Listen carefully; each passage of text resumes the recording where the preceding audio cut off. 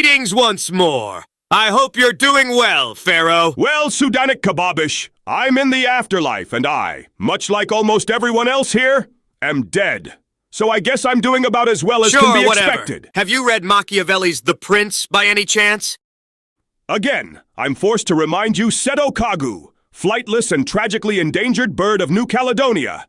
This is the afterlife, not a book club. You repeatedly coming and going to ask me questions of minor importance undermines the finality of death somewhat. Well, if the incredible, all-knowing, and stunningly attractive gods hate it so much, maybe they should have thought of that before making me brilliant enough to do it. But set back, Chiramon. You're a metaphysical solipsist. That means you are the gods who made you. Oh, I get it. Never mind. The book itself is focused on principalities rather than republics. I would argue this makes it directly applicable to modern businesses, given that these are, in many respects, ran in a similar manner to a principality, if one compares the titular prince to that of CEO.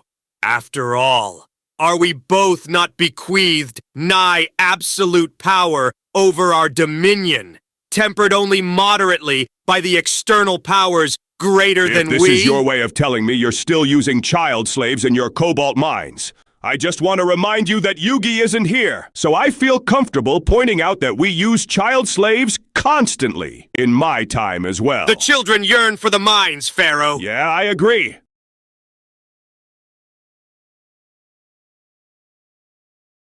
Slavery builds character. An interesting point, which I believe you'll appreciate, is raised in Chapter 6, wherein Machiavelli argues, a wise man ought always follow the paths beaten by great men, and to imitate those who have been supreme, so that if his ability does not equal theirs, at least he will savor of it. Look, I can tell you want me to guess that you're here to seek counsel from me, because I'm a great man. But then, when I try to give advice, you'll comedically undermine it by saying that you didn't mean me. Then you'll expound that not only is there no one greater than yourself, but that there are none even close to your level.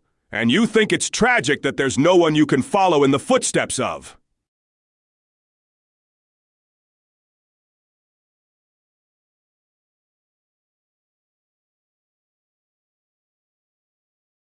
No, Pharaoh, you fool! I don't mean you! Wow.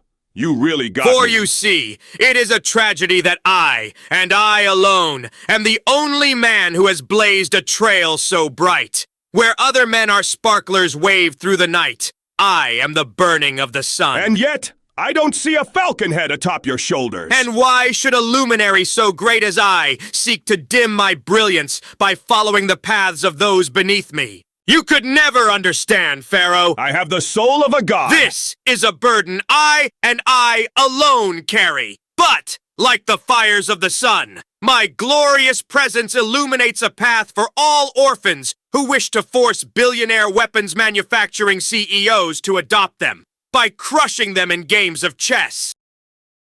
Look, Kaiba, you've been coming here an awful lot lately. If you want someone to go camel racing with again, you can just ask.